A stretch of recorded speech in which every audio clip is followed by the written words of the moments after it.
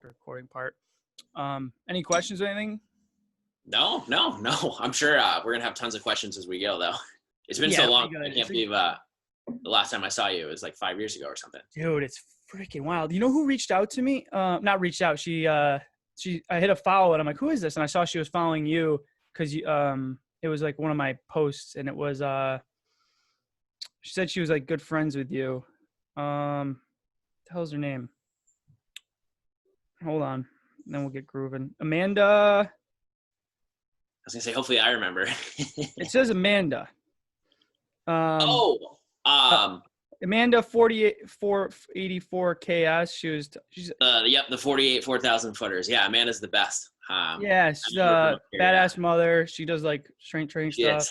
She is. She's one of those people that I would not mess with. And that list is short. Well, she reached out. She's like, things are crushing it. She's like, I had a post about being, nutrition and just be like people that are under eating and stuff like that. And she's like, yeah, I think that's me. And she's like, I saw you were friends with Matt and I added you. Hope that's cool. I said, yeah, and then we talked for a little bit. Yeah. No, she's the best. Yeah. And I'm glad she has someone like you to reach out to in terms of like just good knowledge and like good habits. You know what I mean? Because that's what she needs. Yeah. Her and you knew within seconds she has an eating disorder, to an extent. Yes, 100%. Pretty quickly. And it's just she has a bad relationship with food. You can tell really quickly just out of like weighing herself every day. And this is where she was talking about she used Avatar. Yeah. For like Lane's thing. And now he has Carbon, a whole different thing. Avatar to me is a great – what was that? I didn't even know of Carbon, but I'm sure it's – yeah. So he had a falling out with Avatar, and now he started the Carbon Fit Coach, which is actually way better than Avatar in my eyes even. Cool. Actually, but like it's a little more in depth. But my thing with Avatar, to me, it's like if you're like a high-end strength athlete or like a competitive bodybuilder, that's where it's useful. For her, she was like, I'm upping my food 42 calories or 42 carbs. I'm like, you don't have to be that specific. Like a quarter of a banana, right? Right. Exactly. Like eat 100, like give yourself up like 100 to 200 calories, see how you feel, Right. And then, but anyway, she was cool. I was talking to her a little bit, trying to get her mindset a little bit better because she was freaking out a little. Yeah. She has a tendency to do that. But again, she reaches out to good people and she kind of gets course corrected and that makes sense. Yeah. It's most people, dude. Everyone's a mess. I try and tell her like, I'm the same way. Like I second guess myself all the time. Oh yeah. It's just I've been doing it in this realm for so much longer that like I just know what I'm going to tell myself in my head, Right. But we all do it. Yeah. Oh, 100%. Especially, and you just learn, like, it's just, you don't stay in that mindset as long. You always have those moments. You just don't stay in it as long. Exactly. And you recognize it too. You like feel yourself slipping into it and you're like, nope, I got to shut it down. Yeah, exactly. It's like, it's a mindset thing that, that's coaching literally is like, if you can develop a basic, like give them a decent program, get them motivated and consistent. And then it's just a therapy coach keeping them on track. Exactly. I was going to say writing the program in itself, as long as you're not doing stupid things, is really not that hard. Right. It's just getting them to like stay interested and enjoy the process enough to stick with it. Cause that's the hardest part. Right. All right, cool. I'll get it going because what we'll do is we'll end up talking and we'll talk about the whole interview. Yeah.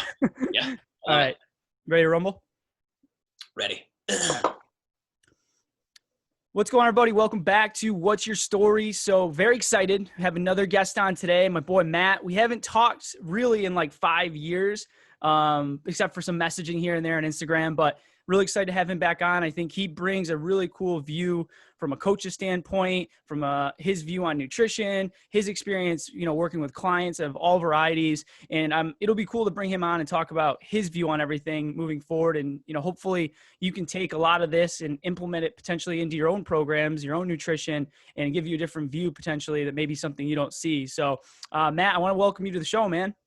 Thanks. I appreciate it. I'm excited. Like Jeff said, I haven't seen him in person in like 5 years. So I'm just really happy to catch up and kind of talk.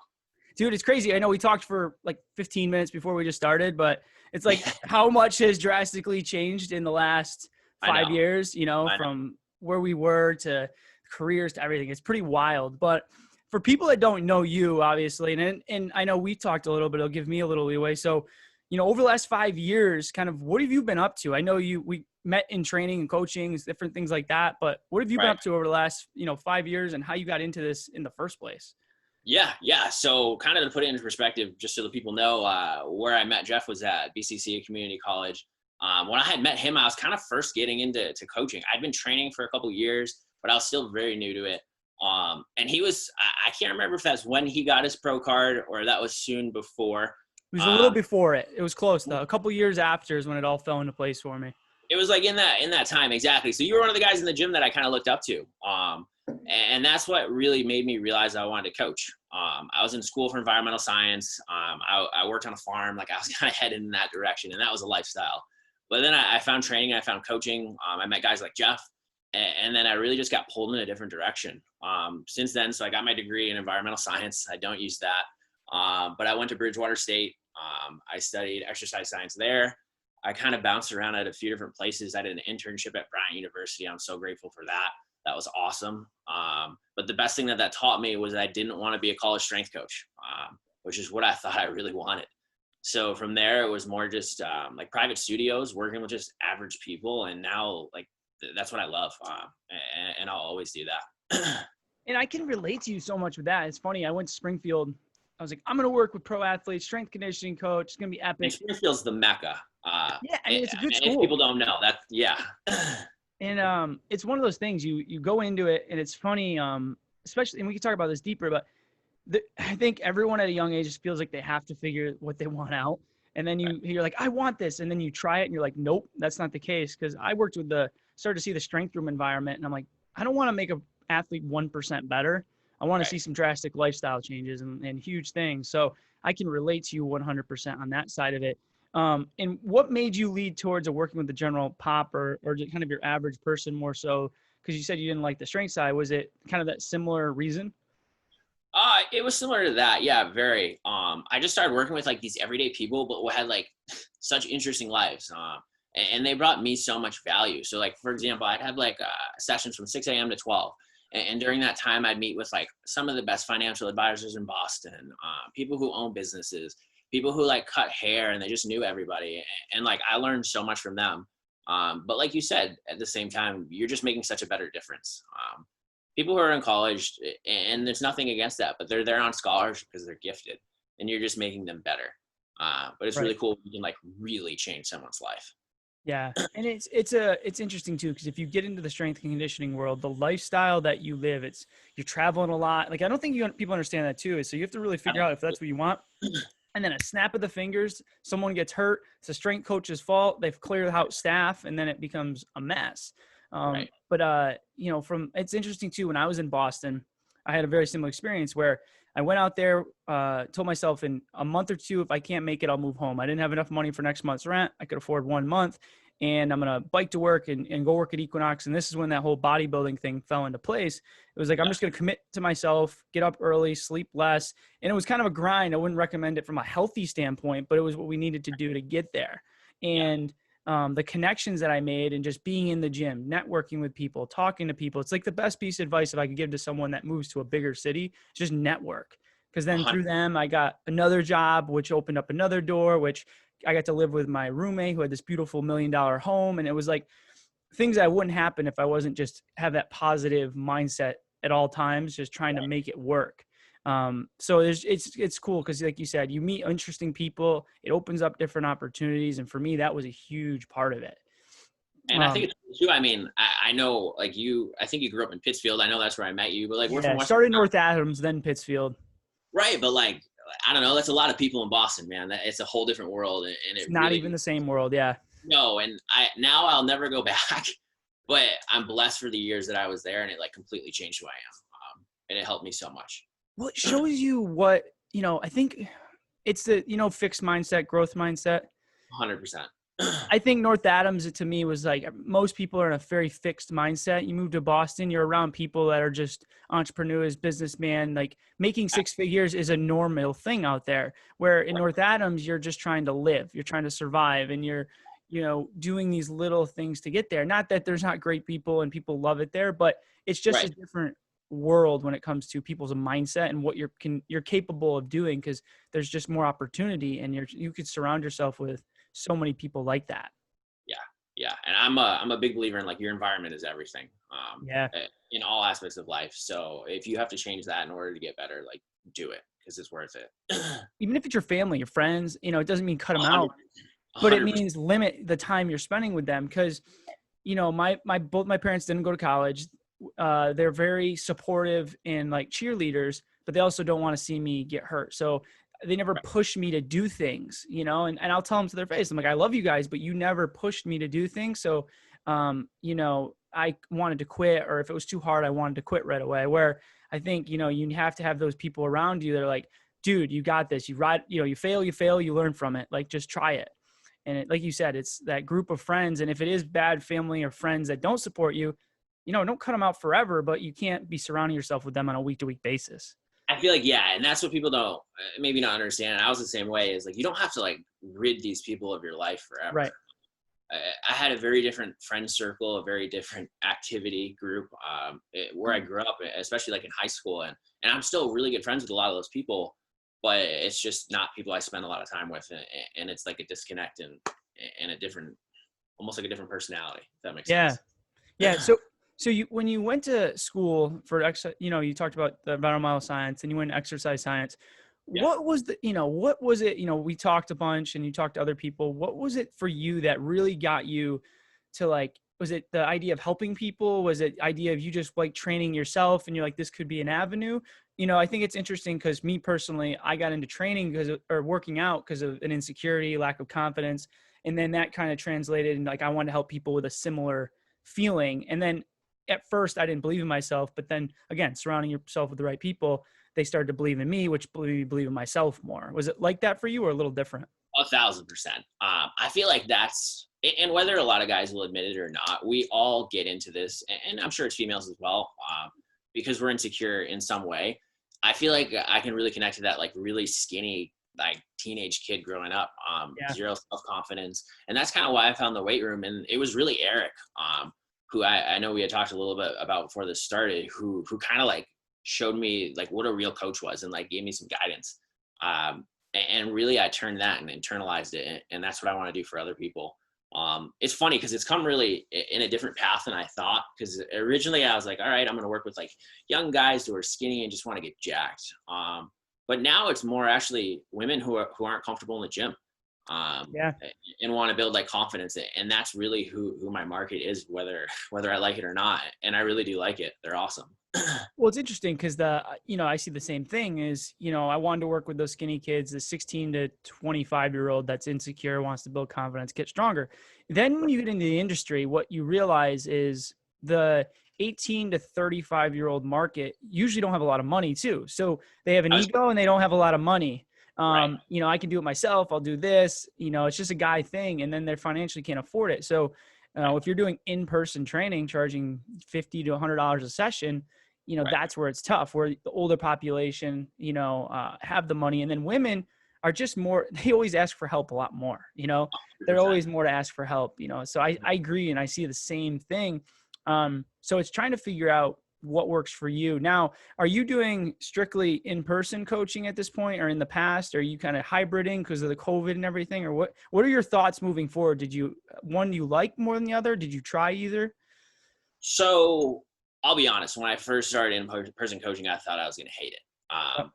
It was like a necessary evil to get to a point where I thought that I wanted to be in the industry. I love it. I didn't like it in the way that I did it in Boston. And like we had talked about earlier, I mean, long days, late nights, early mornings, you do it like 20 or 30 sessions a day. It's crazy. Yep. But now I kind of have this great blend between working with people remotely, which we offer like a few different options, and I'm really happy about that. And then also in the afternoons, I work with my one-on-ones. So I really get the best of both worlds, and I'm loving that. So I think moving forward, that's really where we're going to hammer away, is kind of a hybrid of those two. Yep. Which I think, especially with everything going on in the world right now, like there's a need for that, and a want. Yeah. Well, there is. And it's, I think whether we like it or not, this could be a sign of like things to come. You know, everyone doesn't want to do change and everyone's against change. And most of the coaching was in person. You have online coaching, but it wasn't as prevalent. Now it's like even when I was at ESPN, like everything was on Zoom. You know, people are staying at home and not going back to work for period moving forward because of Zoom, and realizing, wow, we can save money, not have them in here in a place we're paying the rent, and they can work from home. So it's interesting because, based off like my lifestyle and I would be open to doing some in-person stuff, but I think the majority to scale and make a a financial decent career out of it, I'm leaning towards really pushing online. Because the scalability of it is easier, and it's interesting because you can do more, but I haven't done it successfully at a large scale yet, but that's what I'm looking towards anyway, to see what we can do and make a big impact. But it's going to be interesting to see moving forward, the logistics of it. It's tough too, because like now everybody, and I mean, and this is not reflective of us or people in the industry that are really good at what they do, but now everyone wants to be an online coach, Yeah. And you see, like, you open Instagram and you'll see paid ads for online coaching, and you'll look and you'll be like, that's not a coach that, what is that? Right. So it just makes it harder for us. There's so much more noise out there. Cause like anybody can go on and pay $100 for an Instagram ad, and that'll just automatically push us all to the bottom and they get flooded, Yeah. Well, but go ahead. Sorry. No, I was just going to say it just makes it tougher, a lot tougher. It does. And what I'm realizing is, this opportunity over the next 10, 12 months moving forward is you really have to dive deep into it. And the strategy side is going to be key. Like I was talking to, listening to this girl who I interviewed, Megan. She builds up marketing. She's a marketing business consulting coach. She 6-figure business. She's built her own. She coaches, hundreds of women, very women specific, but we've interviewed her and talked with her. And it's interesting because I was watching her stuff, and that reverse engineering of like the why of everything, like who are you trying to reach? Why are you trying to reach those people? How are you going to give value to those people? What do those people need? And then creating content around that, and then just building and consistency and building and trying to give that value. But I think the problem is too, is like, I want to coach and I can help everybody. And you just throw it out there, but you don't know because you got to really post content and create content to a specific market. 100%. And that's what's hard, I think, for a lot of people, because they don't want to turn down people, but you really got to push a message. And maybe it doesn't agree with everybody. But like for me personally, I'm learning that. And I'm like, okay, I want somewhere probably in that 18 to 40-ish age group. I want to work with people that specifically need to lose weight. And I want people that specifically are goals to build muscle. And this is how I want to train them. And this is my goal moving forward. If you want to work with an athlete, that's not for me. I'm going to send them to you because that's more your side. I want to improve. I want to build muscle. I want to lose body fat, improve your overall health, work with your mindset, and, and try to develop content to that. So that's, interesting. Because to your point, if you don't start doing that with your social media platform, you can get lost very easily. And if you're not consistent, you can get lost very easily. It's tough. I've been like putting out content for, oh my goodness, I'd say almost 10 years now. Yeah. And I'm nowhere where I'd like to be, but it wasn't so recently that I started to gain traction. And it was only because, like you said, it's just been more thinking about like, who am I making this for? Right. I got caught in like the trap that I find so many other people do in this industry, is trying to make content to like impress my peers or coaches that were above me. Right. And I got a lot of likes from those guys, but they don't buy my stuff. They don't really care. It's a pat on the back and it's cool, but that's not how you build a business. No. And in the stuff that you're putting out, like, are you just, I found myself doing this, like what was trendy, making a video on it. It was this, was that, instead of just being like, this is what I believe. And it's like, I don't care if Matt agrees or this doesn't agree, but this is my view. And I want people that buy into my view, I have a hard time with that too. And like you said, like you got to push some people away to pull the people that you need towards you. Yeah. I'm always afraid of offending someone. I'll be the first to say that. Dude, nowadays it's even worse than ever, I mean, it's so hard. It's so I remember hard. Just posting this whole COVID thing, when I was posting content, I was pushing a big like positivity thing, and I always have. And that was like a big thing. But then it was getting interpreted in these ways of like, well, you're not supporting this or doing this. I'm like, whoa, I'm just saying be a good dude. I've been saying that for the last 5 years. I was going to say, I kind of specifically remember that, and myself being like, this is crazy because Jeff has had this concept for a while now. You know what I mean? And it was frustrating because I'd have people reaching out saying like, you're coming off as like racist, you're coming off this. And I'm like, what? Like, cause I'm not, it's a weird situation. And, it's the first time that I felt I got like pushback or judgment based off content.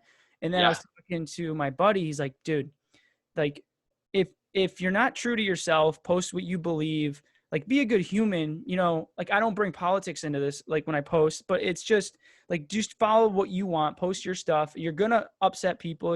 People aren't going to like all the time what you're posting. They may not agree with it, but if you don't stay true to it and continue to post, like you're not going to build a business. Like you're not going to be successful. And that's what's hard. And that works in person too. Like when, and I'm sure we were at fitness together, I believe. But when I was Yeah. at BSC, like the trainers that did well, it wasn't exactly technical knowledge. Like, yeah, you had to know what you were doing, but they were like just themselves, and always themselves. And that's who people wanted to be around. They don't want to be around someone who's like reiterating other things or trying to be someone else. Yeah. Um, Yeah. and online too, same thing. Like, just you have to be authentic, and that's when people will find you. It's definitely hard to stay true. It's It definitely is. hard to stay true and not overthinking it, especially you're probably similar to me where I'm my hardest critic by far. And I'll Yes. self-sabotage myself before anyone else can, which can be difficult at times, obviously. So when it comes to your own personal training, you see a lot of your content. It's very strength conditioning. It's almost at points you have like athletic base, but it's very technical at times when, you're not just your typical bro throwing a workout together. Like, how would you say your type of training is, or your own personal style of training, like for yourself? It's funny because like to you, and the people in the industry, I just say it's good strength and conditioning. Right. Full body. Yeah. Push, pull, Right. you're doing all the single or unilateral, you're doing all the basic movement patterns. Exactly. And I'm hitting just a little bit of everything. My goals aren't really specific right now. But to people outside of the industry, when you say like it's just good strength and conditioning, you realize you have to like really elaborate on that, because people they don't know what that is. Like a lot of people haven't been in a D1 weight room, or you know what I mean. Right. Exposed to that, at least where we grew up. I know other states are a little bit different and they have it at the high school level, but it really is just that, just kind of going after my goals, and nothing super specific right now. So I don't have to dedicate that much time. I train about 4 days a week, about an hour each day. I get in there and I train really hard, but then I go and that's it. And I love that. So you doing like 4 full body splits usually, or is it kind of you like push, pull, leg? Do you do any like upper, lower, or how do you vary? Does it week to week just change for you? It's no, so it's like a controlled chaos. Yeah. Every day is kind of full body, but with an emphasis.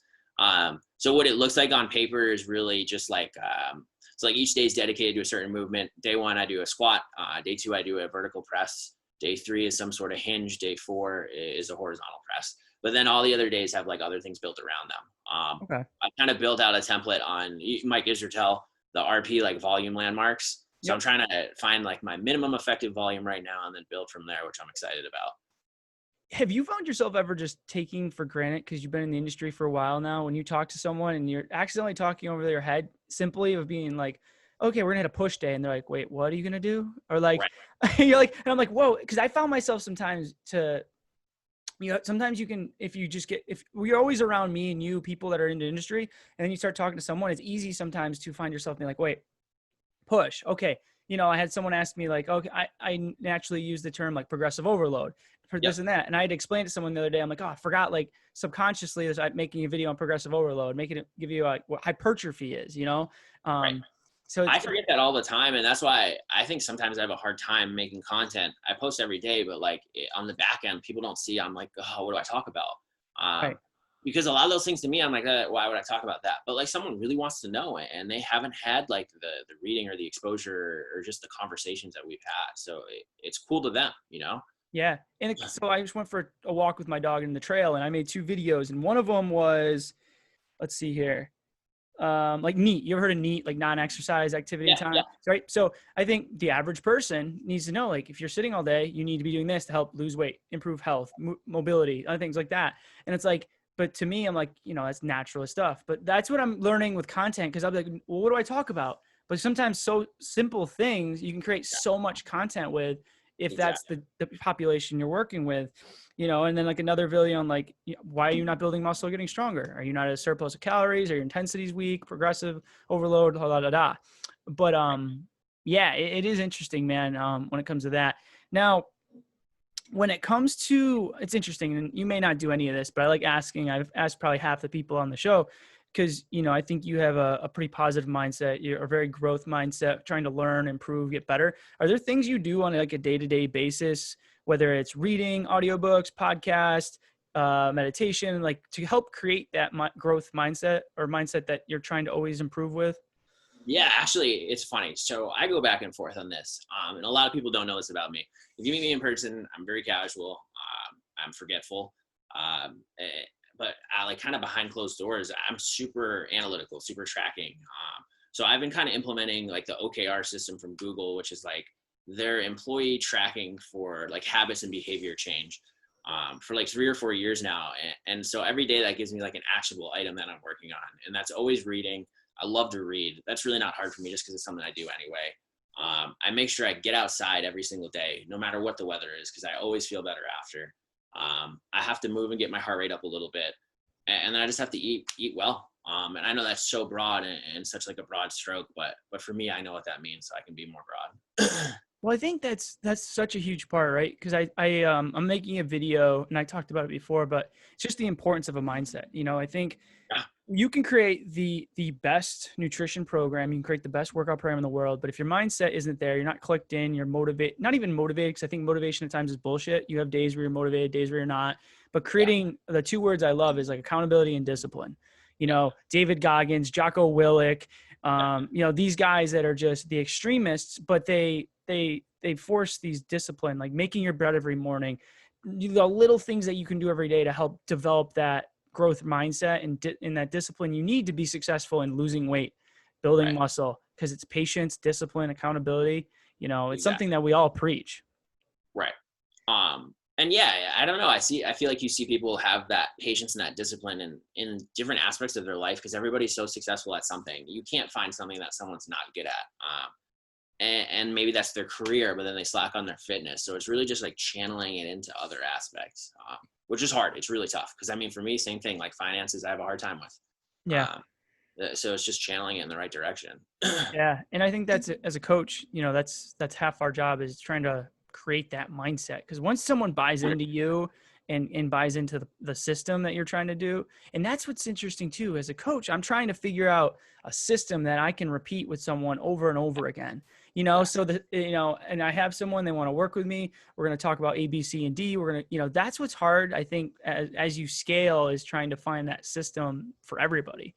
You want to like pull what works from everybody, but then also everybody's different. So you have to tweak it a little bit as you go too. Yeah. Now with your nutrition, you're more of like a keto guy, aren't you? Not really. So Okay, a because lot I of see you people, post like a higher fat based diet usually. Most yeah, of the content. a lot of people think that, and it's for multiple reasons. I did paleo, strict paleo, because I was running a paleo challenge at a gym that I worked at. So I did that diet for a year. I found what I liked about it, and I kind of poked all the holes in it and found the flaws in it. And then from there, I've kind of really just done what works for me. And what you'll notice is, like, if you look at my stories and stuff, my fats are usually pretty high. Yeah. Now, do you And track your macros, calories, or anything like that? I go back and forth. Right now, yes, just purely because I'm cutting, I'm trying to lose weight. So I'm using the RP app, which I love, like the principles behind RP. I love those guys and gals. They're good people. I don't usually recommend the app to everybody, just because most of the people I work with are more casual. Right. They don't like need that level of eat this when You and how can. much. Yeah, I think for me too, before I don't mean to interrupt you, is like if No, you no. giving someone a range too, is like, hey, you know, let's track your food so you have an idea where you're at for like a week. And then, you know, I think creating awareness for me has been helpful, of like, hey, this is how much you're eating and this is what it looks like to eat this much. And this is Right. portion control size. Can you give me a week or two of tracking so you can be aware? Exactly. And you have to like learn those strict rules before you can start breaking them. And that's something that's hard for me to like iterate to my clients, is like, if they're like, what do you do for your food? I tell them I track my macros. Do I track my macros? Yes and no. Right. There's a window. I know I need about a gram per body weight of protein a day. I know what that looks like at each meal. I probably nail that within 10 to 15 grams, just because I've been doing it for so long.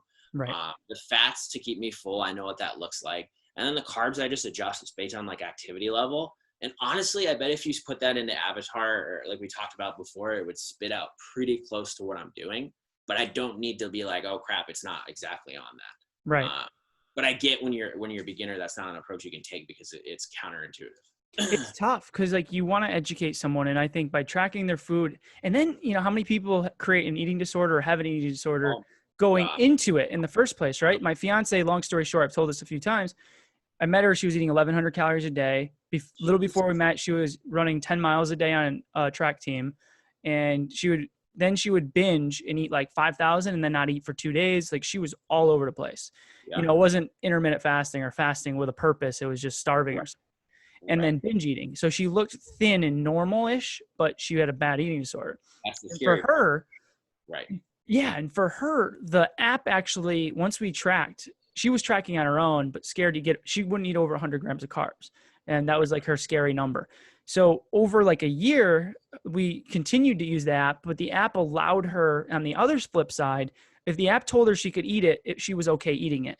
And it gives you this trust. Right. Exactly. So then Exactly. we got her up to eating over 2,000 calories a day, starting to feel better. Her workouts, she built muscle, like so on and so forth. But you could Right. have the opposite where you become, I eat 4 grams of carbs too much, I'm going to get fat. And it's like, man, like, so that's where it's each person is so different. Yeah. Um, and sometimes it's just like, hey, can you eat whole foods and you'll probably lose weight and feel better? Right. And what does that look like? So, Exactly. And that's usually where I start people, is like just whole foods, good habits, stuff like that. And then we'll track macros for a couple of weeks just to get a feel for like what they're eating. And I know, okay, like that's what you're actually doing and not just like what you think you're doing. And it's eye opening for them. But then again, like after that, we want to move to something that's more sustainable, like you said, and just like how you feel and how you look. have you, I was going to say, what has been like a I don't know how I want to word this exactly, but have you ever had, cool, not success stories, but you meet so many people and you go through so many cool experiences. Is there any like clients you've had that had these like really cool like transformations, not to throw you out there, whether it's mentally, physically, or even if there isn't a direct one, like one or two clients you remember that had this like success story and it's just been like cool to watch them from go to point A to point B, and it could be mental, physical. Some of the most I had is like the mental side, and it's just like I think that's what I faded out of the industry a little at times, but then stories like that continue to keep me going. For me, it's the mental. And that's the tricky part is I put up testimonials, and it's really hard because people want to see a cool before and after picture. And my testimonials are mostly words because that's what means the most. And I always get a lot of pride when people send over something like that. But usually, yeah, it's like a mental change. So I won't like name any names or out anybody. But I remember I had this woman come into me. We did a consultation, and she was a very high level businesswoman in Boston. And she was very intimidating, and you just knew that like that was what she had to do. And that's what she dealt with every day in her daily life. And like a couple months in, one day we're doing like med ball slams, and all of a sudden she just like starts sobbing, crying. And the session, like we just ended the session, we just sat down and we talked, and like she started to hug me, and then like from there, I met with that woman once a week. We did that for 2 years. I still keep in touch with her, and like she still trains, and it's so cool because now she has like this outlet. And I find that happens sometimes is I'm not comfortable when people cry. I don't not like it, but I just Just don't how know. to react almost. Yeah, I'm like, oh my God. Can I hug I you? want Are to you hug you. okay? Right. But yeah, that's happened a few times because I feel like people just get into this state when they're training that they can kind of let their guard down and be themselves. And to me, it really feels like she found that during our training. I didn't give it to her, but she found it there. And that's something that she can like use in her life forever. And that makes Yeah, me really happy. I know. I think I'm the same way, man. And it's tough because I think the that's what's going to change long term. Like that's like you're making a change. All these 30-day diets and cleanses and shreds and trends. It's like, that's, a lot of people make a lot of money off it, Yeah. and it can teach you some valuable things in there and educate you a bit depending on the coach that you're doing. But it's, I think when I do some coaching for MVP Strength, my buddy's gym, and 9 times out of 10, the people that I talk with, I'll do like weekly Zoom calls, and I'll be like, hey man, like, this is cool if you lose 5 pounds, cool if you lose 1 pound, it's cool, all this, but we're trying to get you to make some lifestyle changes during the 30 days. It's a little bit more aggressive because we want to kind of see, what direction we can push you, how much we can push you, and what you can do. But really at the end of the 30 days, we want to create a lifestyle change moving forward. Like, this is about lifestyle changes. And if you can get someone to click mentally and buy into like, this is a long-term process, and not just commit to like, I didn't lose 5 pounds, I suck, and then you start to see them progress, and maybe they gained a few pounds of muscle, lost a few pounds of body fat, but at the end of the day, they're like, they like themselves better. They can look at themselves better. They feel better. Right. That's the rewarding side, educating someone and creating that mindset switch. I was gonna say, I know it's like such an overused saying, but the whole concept of like teach a man to fish, you know what I mean? Like if you Yeah. teach them that they can create change in their own body, like your work is done. because the secret is like, yeah, there's better ways to do it, but you can do just about anything if you work your ass off and do it for a long time to like cause lasting results in your body. And once you understand that and like know kind of what you're doing, you can do whatever you want, and you'll get to your goals for the most part. Are you more of a flip the direction a little bit? Are you more of like a 5-year, 10-year plan guy? Are you someone that kind of takes one day at a time and kind of doesn't plan too far ahead when it comes to certain goals? I can tell you, I really want to be a 5 or a 10-year guy, more than anything in the world, but I'm not. Right. And I can't be. Things change, life changes, things happen so fast. And I feel like, especially with like 2020, we all learned that is like, what happened to your 5-year goal when like everything shut down? You know what I mean? You Right. had to make some immediate short-term changes to your goals. So that's why, like, programming wise, I think the longest I write are 12-week programs. I'll sit down with someone. I mean, I have one woman who wants to compete in bodybuilding. So we'll sit down and we'll look at like a year-long phase. But the program's really only written for 12 weeks, because that's the longest amount of time that I found that we can kind of predict and manage, without like real life stuff getting in the way. Yeah. I mean, it's tough too, because I'll write a 12. I used to do this all the time. General population, I'm telling Okay. you, man, I'll be very lucky to write more than like a 4-week program at a time, because I'll have like, you're taught to write this 12-week macro cycle or whatever. And, Right. and all of a sudden they're like, they missed 2 sessions. They didn't work out that week. They didn't feel good. And then you pretty much can throw out the last 8 weeks of it, because now it's just trying to get them back to point A. Oh, 100%. And as a coach, I'm the same way. Like that's, if you can have a committed client, 12 weeks is ideal. But like you said, there's so many variables and changes and how they progress. If they tweak something, if they're feeling good, not good. Oh, definitely. When I worked in Boston, I mean, my biggest mistake as a young trainer was I went in and I wrote all these programs, and then I started to train 170 sessions a month, and I realized that That's a lot of sessions, dude. I was busy. And then it was like, oh, like people are away, people go on vacation, people get sick. So then I kind of created these more custom, like a template, if you will. So everyone, I know what they're going to do that day. We have a movement picked. We know what their loads are. But like, there's always like a plan B or a backup or something else. And it's tough and it's stressful and I hate it, but it's the way it is. And you just kind of have to be able to adjust on the fly.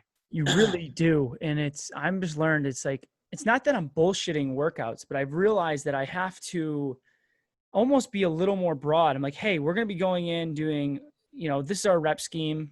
And I used to program weights and everything in. I'm like, I give a lot more leeway now. And Yeah. I don't know if you've heard of this app called Trainerize. Have you ever heard of it? Used it? I've heard of Trainerize. I use Train Heroic, and I think it's similar. Okay. Trainerize, I'm going to start, I'm doing a test run with some clients to see if I like it moving forward, because it takes like payments, programs, has videos up into it, has everything you need. Right. So, same concept, I'm sure. But, my point is like, I'm like, all right, today I want you to do 4 by 6 to 8. If you can hit all 6, 8 on this, we're going to progress to a different weight next week and things like that. And I think you just got to be a little more broad. And, unless you're working with these elite high-end athletes, you just need to give more leeway, because it's just the people we're working with. Yeah, you can't sit down and plan out like percentages and weights. And that was the biggest thing. And I know we talked about it a little bit before this, but I learned from Andy Triana was I did some of his programming, and he put so much work into the back end of machine. Like, it's insane. But like every session, you know what the goal is and you know what your intent is. And then there's these parameters and you fall between the parameters and you kind of self-regulate. And that, like, I think that's beautiful. And that's really changed like how my programming is like, I know what the goal outcome is. I know we want to do, say we're doing like heavy squats. I know we want some sort of heavy loaded squat variation. We're going to do 4 sets of 8 to 12. We can kind of work within those parameters for everybody and adjust as needed, As opposed to being like super specific. And I feel like that works so much better. It's harder, but it works better. Yeah. And then it's just consistency and intensity over time. It makes it, and I think that's the end of the day. It's just consistency, intensity. And, I see too many people go through the motions on a day-to-day basis with their training, and also just under eating. People are scared to eat to perform. Like I made a post yesterday. It's fuel. Food is fuel. If you don't have food, you can't perform.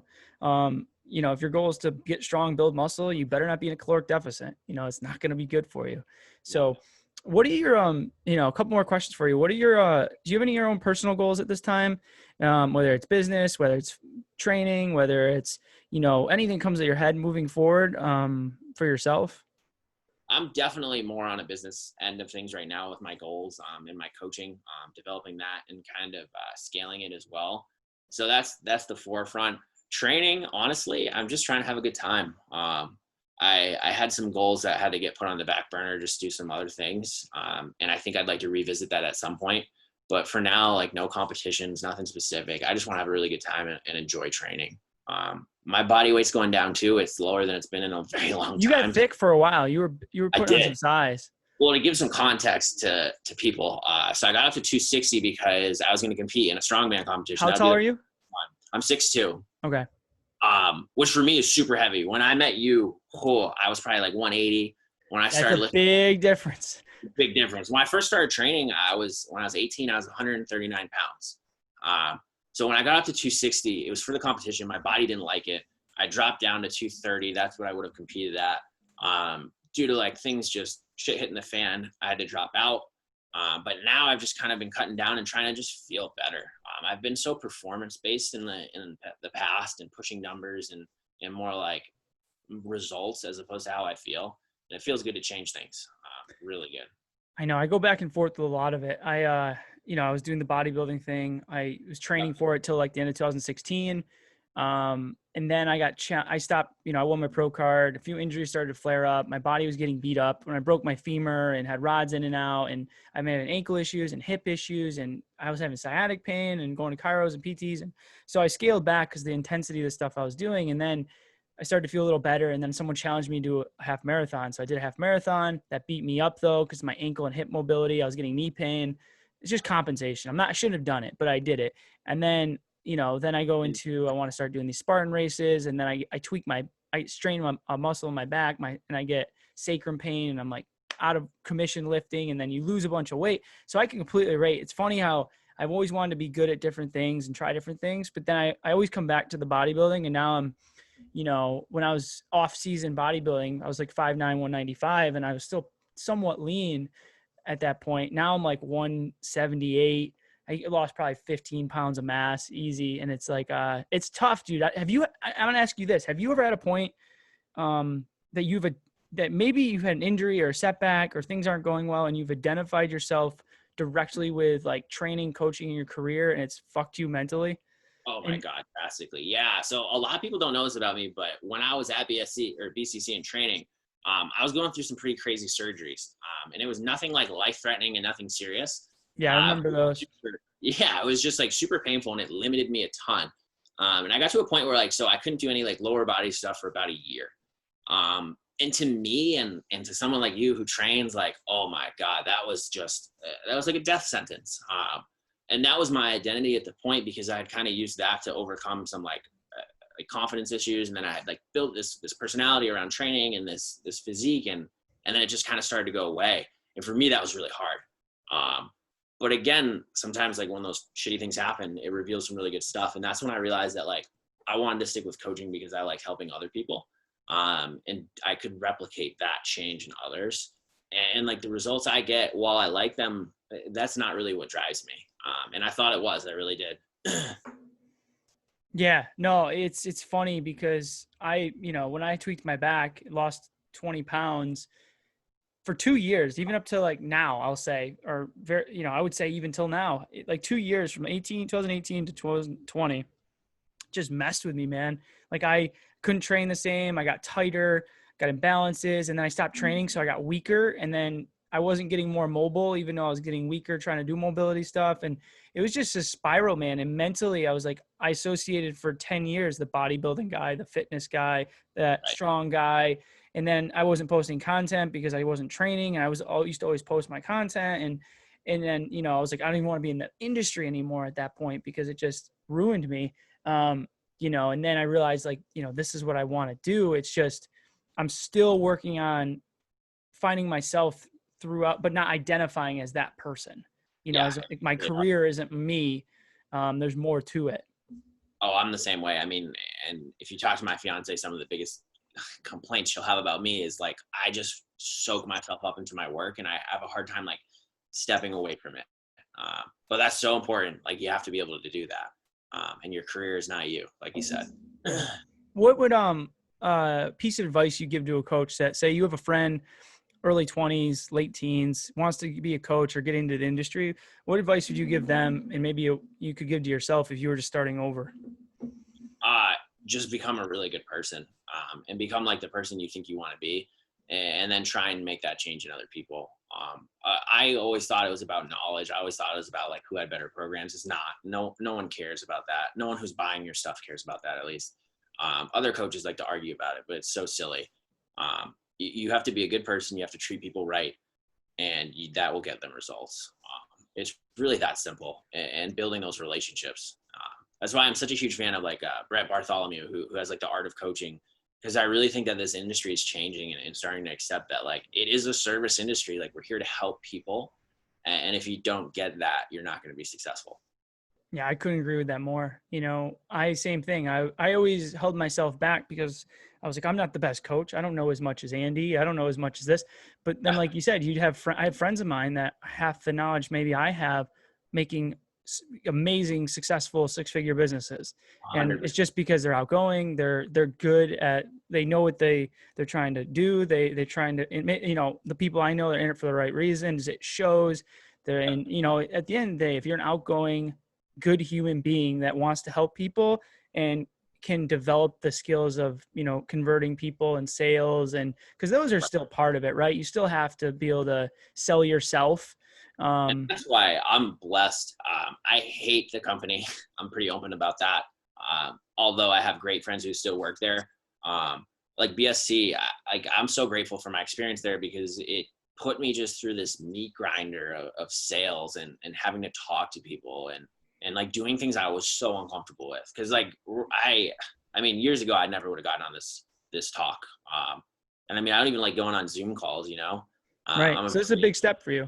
Huge. Yeah. I'm a very introverted person, but I'm able to like step out of that and almost assume this different identity as a coach because of all that experience and that meat grinder of a system that just put me in front of so many people.